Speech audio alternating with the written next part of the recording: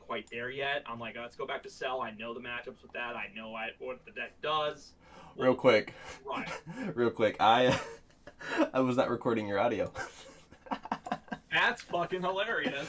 Oh, that's funny. I was looking down at my thing. I'm like, why is this a gray bar? I'm like, oh, I turned off the desktop audio.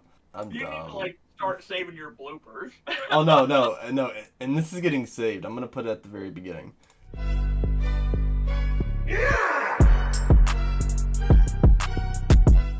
Welcome back, everybody, to another video with Kyle Chris, and today I have Kenny Stewart with me, who topped the Origins event day one in Columbus. How's it going, Kenny? Not too bad. Glad to be home. Glad it was a well-run event. The only thing I will say, though, it was very well-run to the point where we get done with overtime and we'd be right into the next round. Like, I probably went 3-4 rounds without being able to even go use the bathroom or go get a drink or anything like that because of how efficiently it ran. That's intense. How many rounds did you guys play? We had 7, and we were done with 7 rounds in 4 hours, roughly. That's it. Yeah, that is pretty well ran. That's intense, even for a best of one. Yeah. So obviously we've been kind of hitting around the ideas of what we were going to be playing for Origins. You had a few different options. So why did you end up landing on Cell? Well, say initially I've been playing Cell since obviously the Ultra deck came out, like most people have been playing the Cell deck. And then set 17 dropped, and I'm like, all right, I want to play Cooler. And that was everyone at locals, you included, knew that was what I was going with as soon as set 17 dropped. Because God forbid a green deck actually be good again. Yeah, finally. And yeah, finally. For Rip Go Tanks. Yeah. So I did my testing with Cooler, and I played about 2 weeks of just solid grind game with it, and it only got me something like 40% win rate overall after the 2 weeks of testing, and I'm like, I don't feel comfortable with that going to an event. Yeah. I'm trying to get an invite here. I'm trying to go to Nats. So let's go back to what I know. Let's go back to what I know can win games, and that put me right back on Cell. Yeah, I think honestly it was a better call. I know we were kind of discussing, it's like, all right, so what should I go with, Cooler or Cell? Cooler or Cell? We're like, probably Cell. Cell has it just seems like a better current overall deck. I think Cooler is just maybe not there exactly unless you go like the more hand destruction route, which I don't know if that's even the better way to play the deck. I agree with you. I don't even think the hand destruction route's the way to go. I think the guy who just got second with it or whatever, I think he got lucky. You could have been. And dodged a bunch of Deborahs, because even with this, I played Jordan Markle round 3 or 4, one of those two, and I went to do Perfect Force, and he dropped 3 Deborahs on me, and that's in a deck not hand or deck that premise. Literally Perfect Forced him. He went Deborah. I'm like, oh, I guess you go from 11 cards to 9. Whoopee! What a play! What a play! Well, so yeah, let's go into the deck here, and then we'll go over the matchups afterwards. All right. Well, for those who might not know what this does by now, it's the Cell Reboot leader. Front side, tuck an android under him, pop something 3 or less without barrier, draw a card. You awaken by being at. Does he have a 4 or less? I don't think he has a 4 or less. Yep, he is a 4 or less. Okay, 4 or less, or you have 3 androids under him. You untap 1, draw 1, strike down to 5. Goes over to the reboot side. Reboot side, when he swings, tuck an android, draw 2. His activate main is you take 2 underneath of him, put him in the drop. He pops something regardless of cost. Still doesn't ignore barrier, which kind of sucks. Green has no barrier outs, really. And he gets critical for the turn. So very powerful leader. Oh yeah, they definitely did right by rebooting that leader the way they did. I agree. And then we go into the standard engine for this deck. For the 17, for the 18, and for the 17-18, top comes in top 5. Search for any android, which includes Cell Xeno, which is actually kind of broken. And then his activate main tucks him right under the leader. She's a cantrip, draw 1, tuck her under the leader. This guy, when you KO something, he comes out for free, and he's a 10k crit. And then he also has an activate main where he can tuck himself under the leader, and you draw 1 from it. So Did you ever find a time where you whiffed on an Android early game, like turn 1, turn 2? No, I think I had one game where when I played him, I hit one Android out of the 5 cards, but never an actual whiff. Sometimes you have to just take the suboptimal Android because it's better than whiffing. Right. But for the most part, no, I did not whiff on these guys. I was saying that was the one thing with my testing was when I was testing Cell, I was like, there were times where I'm like, okay, I'm hitting all the Androids. This deck just flows so perfectly. And there's times where like, well, I can't find an 18 or I can't find a 17. Like this is really awkward. Yeah, I initially like through all like trying to deck thin and everything, I thought about cutting this guy down, but then like I'm sitting there with your same thought, like, oh well, what if I don't have an 18? What if I don't have a 17? I'm just lowering my targets and keeping this up there. Like gives you 8 effective targets for both of them. Yep, and essentially, yeah, that's probably the best part about that card, that it counts as a 17 and an 18. So it just kind of, it's a very easy card to tuck, very easy card to detach, very easy card to absorb.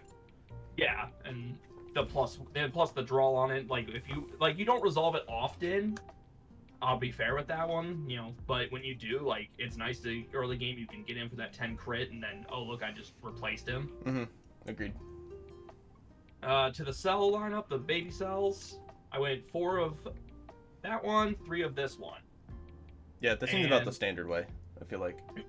I feel this ratios can flip-flop based on meta, but this one relies on them having no battle cards, and I feel like unless you're playing a Unison deck, you know, Drip-Ku, I guess Drip-Ku, or Cooler, they're gonna have at least one battle card. You're not gonna be able to destroy everything in order to play this for free. Right. And this one, you actually have more. It's more relevant because even if you destroy something, it doesn't matter if they have 8 battle cards. You still get to drop that out there for nothing. I'll be fair. Most of the time, I found myself just hard casting these because you want the big boys to come in active mode. Right. That's fair. So, it's just 7 targets. I feel that's fine. Moving on to the big boys cells. Standard 4-3.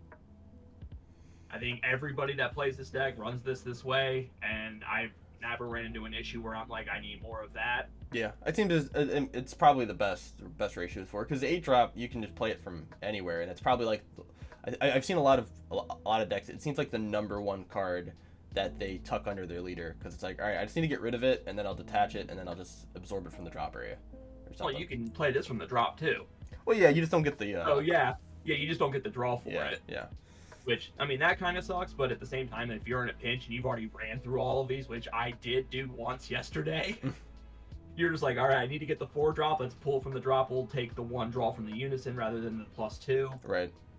But it's still nice that these all can be played from the drop. Big boy, perfect 4 cell. Set 2 card coming back, letting you go down to 3 cards. Proceed to get Deborah 3 times. How many games did you just win off the back of Perfect Force? Off the back of Perfect Force alone, probably, I think 2. But most of the time, I had a few games where I went for the Perfect Force and then just passed turn, because I knew at that point they're keeping just defensive cards, and I didn't have a way to, I didn't have my Unison at 7, I didn't have Cell Xeno, so I'm just like, all right, let's just Perfect Force them, put them with nothing in their hand, pass turn, go for the kill next turn. Fair. So a lot of that was just used as just hand control. Unison in the deck, my favorite Unison, the Vegito. The fact that I get to play this in 2 decks makes me very happy. That is probably the most, I feel like that's one of the most powerful Unisons, just based off of it's incredibly difficult to kill. It has a draw engine, and then it also acts as a game finisher. I can't really think of any other Unisons that have a +2 that are 15k that draws and that's a game finisher. It's hard to think of. This guy should not have a +2. No, absolutely should not. No, that should have been a +1. I mean, I'm not mad because they put it in green, so I give it a +2 too, because the deck green needs something. But this 100% should have been a +1 ability. Yeah, agreed. Because this will win games on its own. Absolutely. Few of the support cards. Retro Regeneration, and 1 Android 20. Honestly, I don't know how I feel about this card. It was nice to have, but at the same time, I found myself siding this out most times. Really? Because yeah, the deck, the thing is, when you're siding things in, like, the deck does enough on its own that, like, yeah, the double strike on the, Android, the big cell, the 8 drop, like, that's nice. That's a nice little combo. But at the same time, you have to commit the energy to it, and if you're going into a best of one situation, even as a one of, it feels underwhelming. Yeah. At times, especially having to pay 1 for it. Like, I get it, you can even give your leader double strike with it and the 5k, but at the same time, like, I have to commit an energy to it. It's a one of, and you honestly play it as a one of because if you see it, great. If you don't see it, it's not affecting the game state at all for you. Right. Okay. Yeah, I can agree with that. This card's insane. Yeah. And I've actually even used it as a counter attack twice yesterday. Oh, that I think that's forgotten. It's like, oh wait, I actually can negate an attack, and then I can also play a cell if I pitch a card from my hand, which is the card does a lot. It does I think a little too much, but it's And that's what the situation as I ran into is my Blue Baby matchup. I was not able to perfect force him because I knew he used Blue Baby and got a God Sealing, and I'm like, all right, well, there's no point in perfect forcing you. You're just gonna God Sealing me, and I just tapped out for nothing. So I literally just kept using these as negates to play the cells out, just to put the 4 drops on board that he couldn't touch and just keep poking with 16s. That's fair. So only 2. Did you ever think about having a third one in there? Did you ever miss it? Honestly, no. Like it's one of these cards that if you see one of them, you feel perfectly fine, and you draw so much with the deck that you will see 1. If you see 2, that's chef's kiss. That's icing on top. But 1 is really all you need, so you just play 2 just to make sure you see 1 of them. Okay. Extra cards. 3 homicidal, and 3 dormant potential. This honestly got cut down from 4 to 3, mostly for deck consistency, and you play, effectively, what is that, 8 negates? Yeah. Plus you have a blocker in your 8-drop cell. I didn't think you needed more of that. I didn't even side the 4th, and I never ran into a situation where I thought I needed 4 dormants. Yeah. So 3 with this deck might be the play. Yeah, I think dormant, I definitely think 3 is probably better in the deck than 4 because for a multitude of reasons, but the fact that you do have a blocker on board, and if they can't remove the blocker, you're blocking twice, and you really only need maybe 2 dormants to see maybe 2 dormants to get through, like those turns, like turn 3, turn 4, so you can get to turn 5. So yeah. Yeah, I'd agree. More support cards, 3 charismatic villains. Fancy freezes. Fancy freezes. Thank you, Christian, our locals, for that. Again, drop this from. I was playing this at 4. The leader pops things on his own. You don't need 4 of that strictly because your leader does exactly what this does, but better at times. Because you'll have to deal with it for 1 turn, but you have a built-in blocker into your deck, so anything, and this hits any cost. This is capped at 7. Yeah. So I'd rather just kill anything than have to worry about having the unison. Plus, I actually had 2 games where this came up, and I'm like, okay, I could, freeze a charismatic. Oh, never mind, I don't have a unison anymore. And this just became a 5k combo dead card in my hand. Gotcha. And then you obviously run the Gohan because if you see the 4 drop in your hand, you want it in the deck. You get the most value from playing it from the deck. You use that to throw everything back in the deck. Yep. Seems like the better. I don't think there's any reason to run any of the other super combos. Like even like Android 18 super combo is not it's not amazing. But yeah, you definitely want to draw, and this card actually helps you out with that.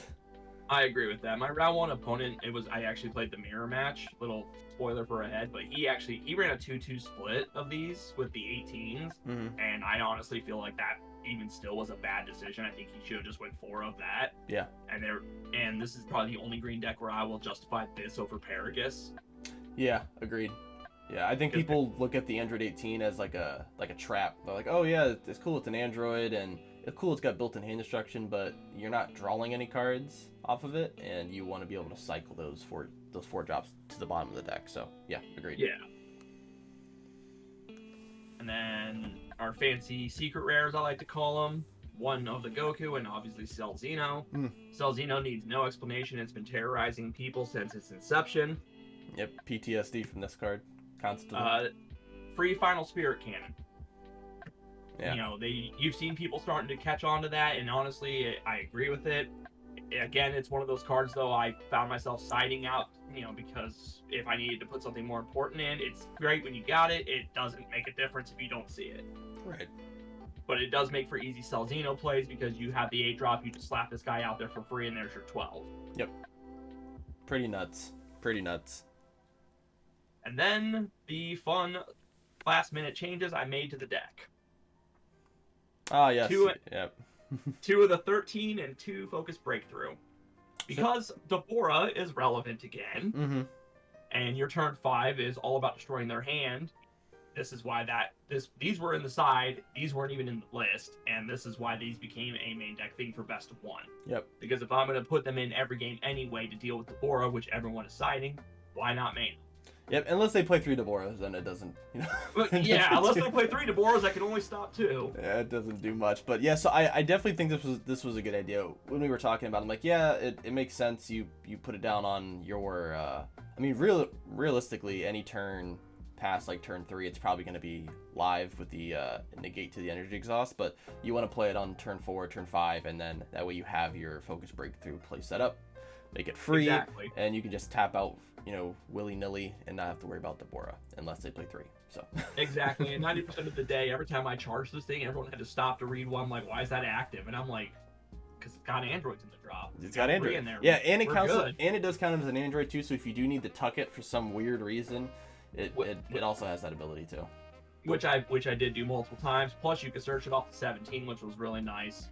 Yep. You know, because I'd go into my turn 4 if I didn't see this yet, and I knew I was going for the big bang next turn. I'd be like, all right, let's see if I can dig them out.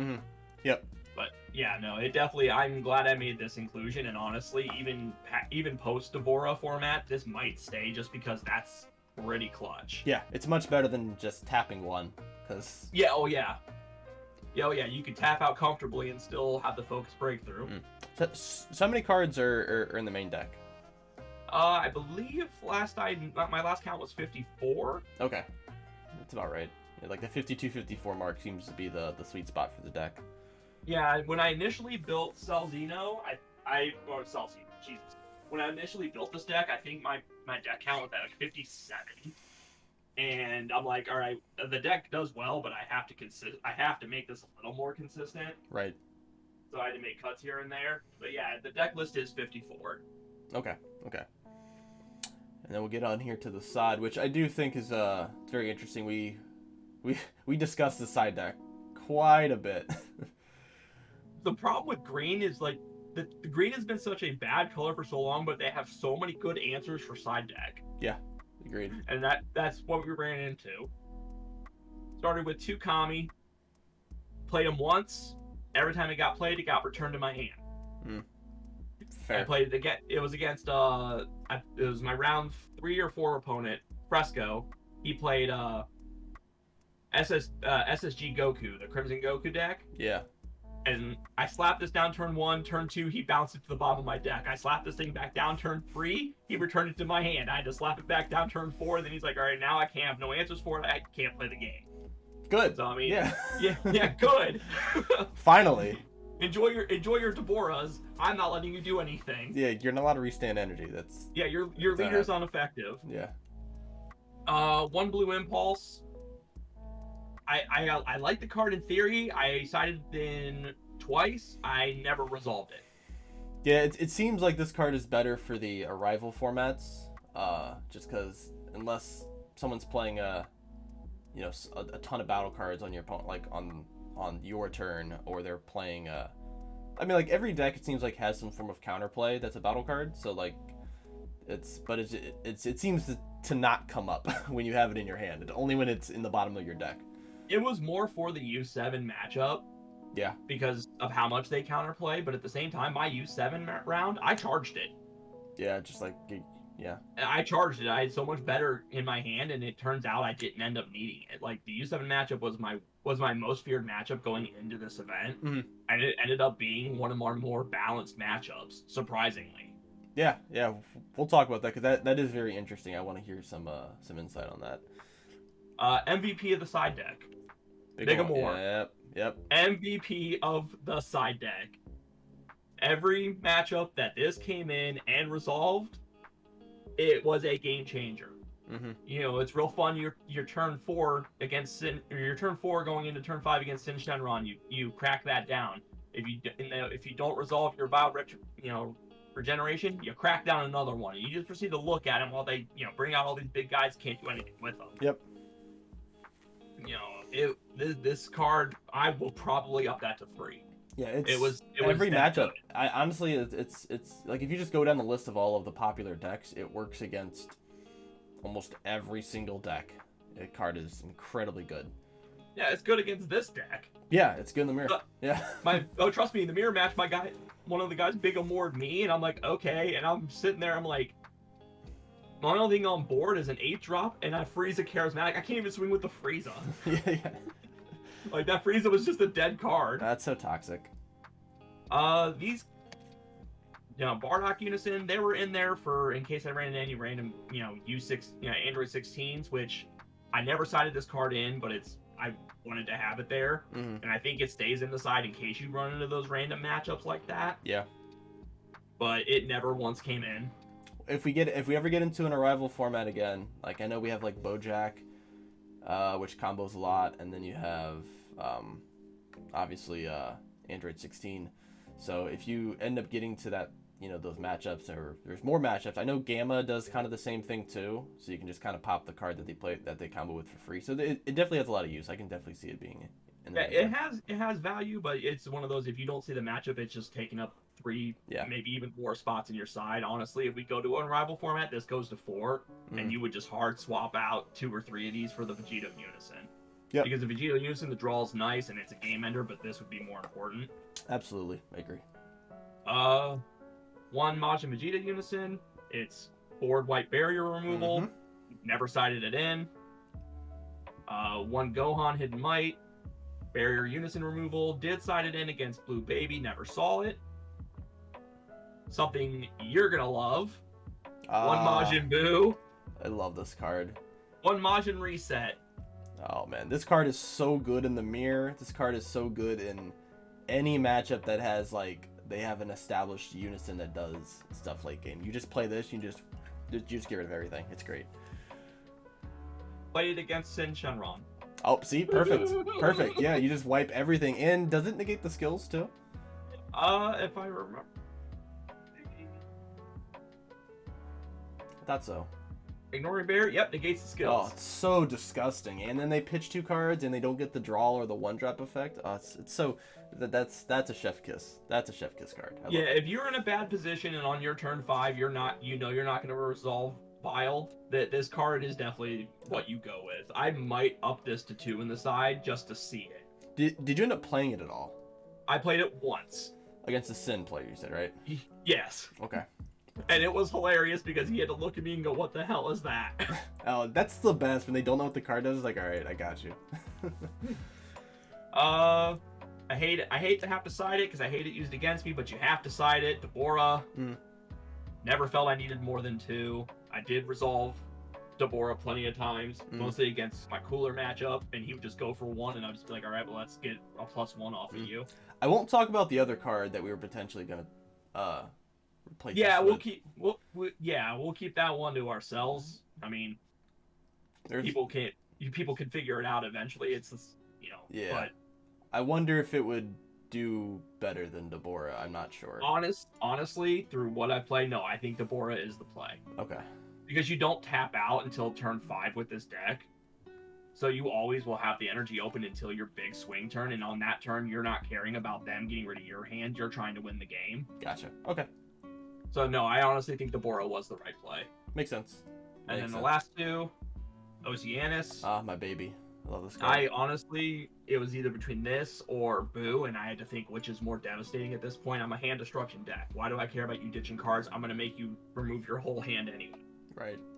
Whereas this, and you can't focus breakthrough this, you can't super Kamehameha this. It's a 5 cost. It's getting out there. Yeah. It's getting out there. That's all you got to worry about. I love that card. I absolutely love that card.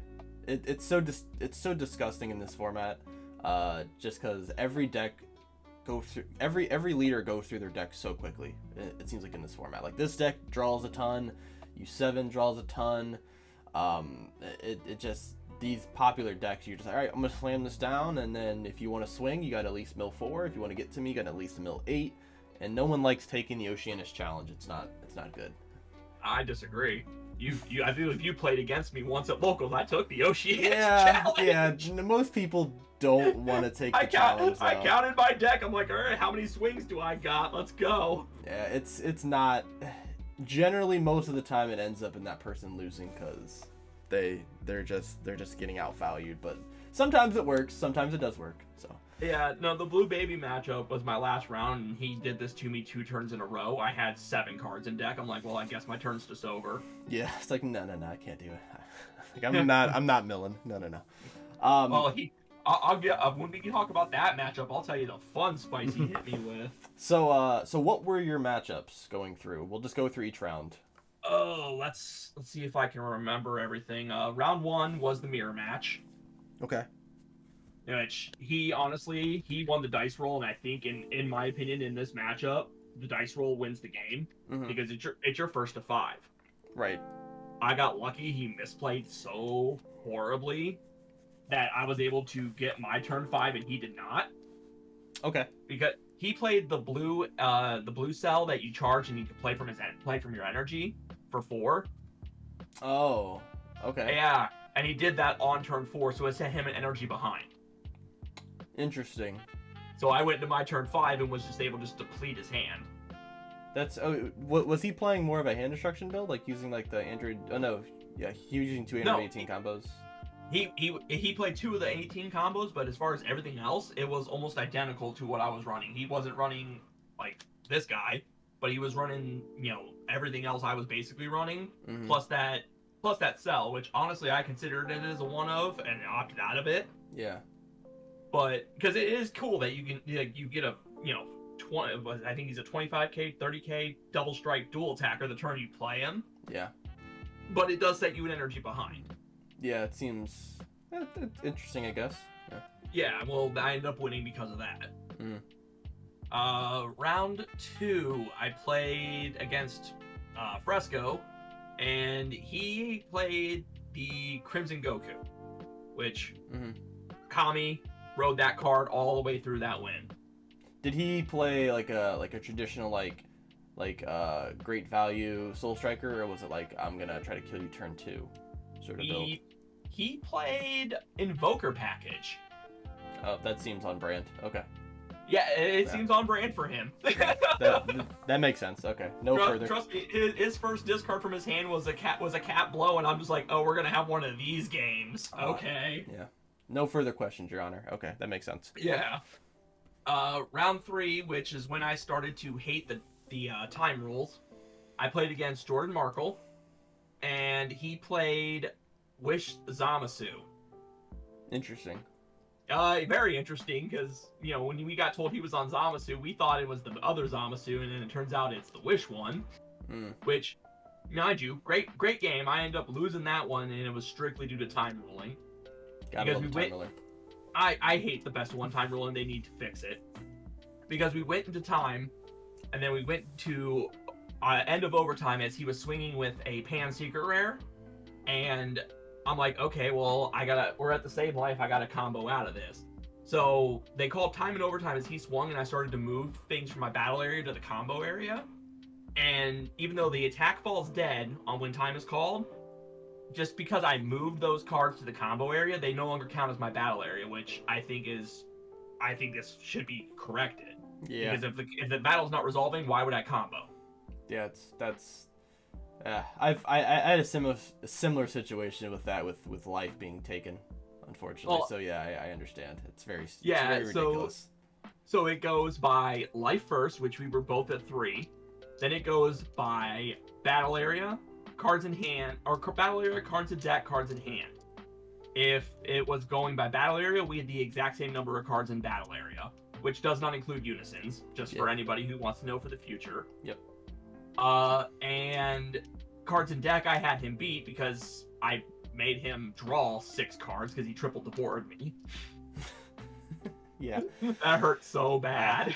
That's just one of those you just got to take. You're like, all right, whatever. This is. It seems like that always seems to happen. He honestly, like, anybody who has never met Jordan Markle, you would think like a national champion, he'd have some arrogance about him. He is honestly one of the most genuinely nice players I've ever played against with a big reputation. He seems like he would be, just from like the videos that I've seen. He seems he is nice. Actually a very stand-up guy. Like he flat out told me, we talked for probably a few minutes, before, and by that I mean a few seconds before they said next round's up.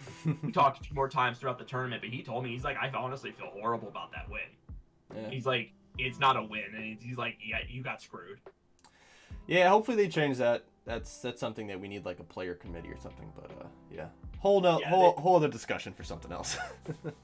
Round 4, I played against U7. Right. Which honestly I thought was going to be my worst matchup. It ended up being a very good game, and I got Dougie'd on by time rules again. Gotta love it. I am over these time rules. If you looked at a few of my group chats as I was going between rounds, like I was texting a few people, and I'm just like, I'm over this. Absolutely over these time rulings. Oh, let me go through my chats. I'll probably be able to see my matchups. So while you're doing that, the U7 matchup. So was it just just time was called and he had more life? No, time was called. He had 1 more life as I was going in. I was trying to go in on him, and he had 1 more life than I did. They need to change it to where it's like if there's an attack, like. Oh no, I'm sorry. He didn't have.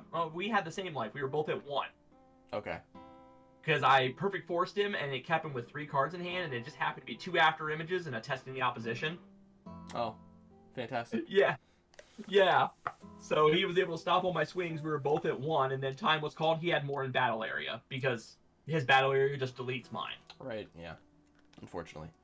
And it was at one of those points, like, he'd already used his secret rare. I big amored him, and he just used the secret rare to burn me a life and clear my board off and whatever. I'm not. Then proceeded to go into time, and he had more battle cards. Gotcha. So it's honestly like both of those matchups, even though I on paper lost them, I honestly feel that if they would have played out, I won both those matchups. Which is good though. That's a good thing because that it just shows the strength of the deck and strength of your knowledge with the deck. So it's a positive still. Yeah.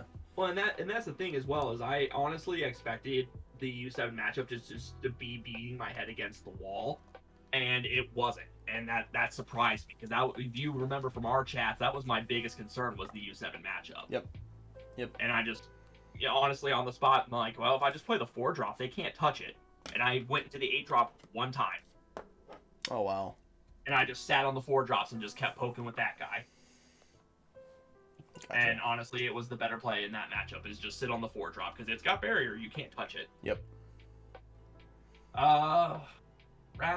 That was round 4? On 4 or 5? That was going into round 5. Yep. Yes. I don't remember my round 5. No, I do. It was Sin Shenron. Okay, the yellow Sin. Gotcha. Actually, I think Sin Shenron was 3. Sin Shenron was round 3. Excuse me. I'm getting myself all messed up. Sin Shenron was 3. Markle was 4. U7 was 5. Gotcha. So okay. Sin Shenron was my round 2. Okay. And that matchup seems very fair. Honestly, it seems incredibly fair for both sides of it. It does not feel like either one of us were in a bad position. Mm-hmm. It just got to the point where I perfect forced him, and then he put his entire field on the board. I got rid of his entire field. He put his entire field on the board, and then Cell Xeno'd me. He got to Xeno first. Because the turn I perfect forced him, he had nothing out there for me to charismatic or anything, so I couldn't. I had no way to play like a charismatic villain to get to my 12, and I had Cell Xeno in hand. I just had no way to get to it. Gotcha. Because you can't Cell Xeno a token, or not. Frieza. You can't charismatic tokens with Frieza when they play it like off of Frieza's Army reinforcements. Yep. So he had no battle cards. I had no way to get. Trust me, I sat there looking at my hand. I was digging with my leader because I swung with the 20k crit, and I dropped 3 super combos trying to dig for something just to get myself to 5 on board. Like, because I had the 3-drop Android 17, 18. I'm like, I'll hard cast this, and if I see 2 of the 1-drops, like, we're in. Nope, never saw it. That's unfortunate. Following turn, he Mecha Kabora. He took my perfect 4 cell, and I was forced to kill it with my leader. That's rough. Yeah, so after that was Jordan, then it was U7. That puts me round 6. You said you played against Baby. Baby was the last round. Okay. What was round 6?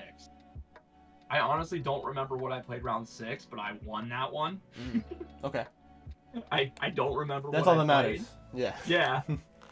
And then round 7 was Blue Baby, which, if you've been playing this game with me long enough, you know my despise for the color blue in this game. I think blue is horrible. I think it's completely uninteractive, and I don't like a color where the game state is literally you just diddling yourself for 30 minutes. It's pretty fun, man. It's pretty fun playing against blue. I can't stand it either. No, it isn't. No, it isn't. No, it's not. It's very irritating. You know what I'm saying? And mind you, like, my round 7 matchup was a friend of mine. It was a guy from the Hermit Style Discord that I talk to regularly, so, like, neither one of us wanted to play each other. So it was one of those Heartbreak Ridge moments, but at the same time, like, we played, and at the end, we had another buddy standing there watching our game finish up. He's like, good game? I said, no, it wasn't. And he just started laughing. The guy, he's like, dude, that wasn't a good game. He didn't get to do anything. Yeah. He's like, you literally had every counter and everything. He couldn't perfect force you because you turned 2, grabbed a God Sealing, and I'm like, well, I know that's there. Yeah, it's like, go, can't do nothing now. I literally sell Xeno to him just to minus his hand. He knew the matchup. He kept swinging at the Unison. So yeah, if I can't get that Unison to 7, I can't do anything. Yep. Like, it got to the point that I kept playing additional Unisons just to get more swings in, because he kept hitting me with, oh, your leader can't swing, your battle card can't swing. I'm like, well, let's swing with the Unisons, I guess. Yeah, so, I mean, you ended up topping, which is great.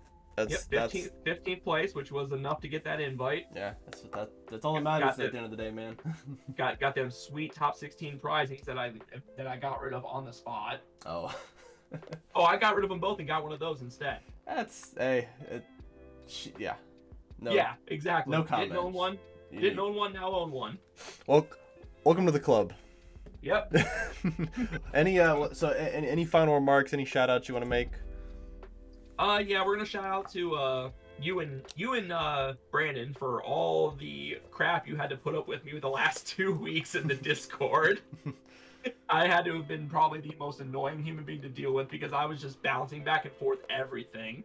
And then you guys, with all the testing you did, shout out to Lee from the Hermit Style Discord, because him and I, did a lot of talking about this too, and he was my, baby player that I lost to. Mm-hmm. So I'm excited about that one. He got his invite as well, but he only got 10th, which was hilarious. I'll give the shout out to PPG for having a decently run event. Even though I think we need to put a little bit more time between rounds. If you're running 30-minute best of 3 pre-side, like, give us 5 minutes between rounds to move. Breathe. Yeah. At the minimum, so yeah. But I think that'll take care of it. Awesome. Well, hey, very, very happy that you were able to top. Sorry, English today, very difficult apparently. But yeah, I'm happy that still worked out. We'll be going up on Friday, playing. We'll see how that goes. Yep, get to have some fun this time. Yeah. Don't have to sweat as hard. Yeah. No, you still gotta sweat, man. It's always sweaty. Gotta sweat. Yeah, okay. When I show up with Prism Bardock, we'll see what happens. Yeah. Thank you, Kenny, for the video, and we will see you guys in the next one. Yep, thanks for having me, Chris.